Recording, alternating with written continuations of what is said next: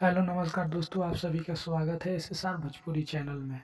हाँ जी हाँ दोस्तों, आप सभी को बताते चले पावर स्टार पवन सिंह भोजपुरी के कल यानी 4 तारीख को काराकाट लोकसभा क्षेत्र घूमने के लिए निकले थे। जी हाँ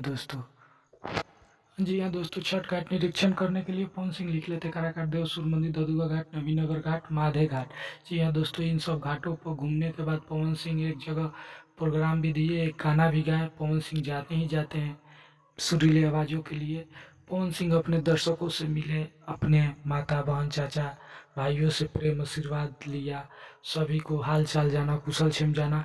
पवन सिंह जी काराकाट से हार भी गए हैं, तो काराकाट उनके लिए ये नहीं है कि हार गए तो वो चले गए, ऐसा नहीं है। पवन सिंह नेता नहीं है, काराकाट का बेटा है।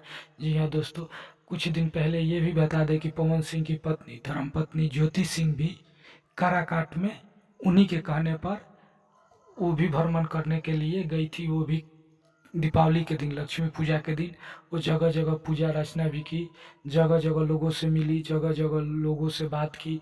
और उन्होंने मीडिया से बात करते हुए ये भी पूछा गया मीडिया के सवालों के, आप क्या पवन सिंह के बीच सब मामला सही है? तो उन्होंने ये भी जवाब दिया था कि जी हाँ सही है।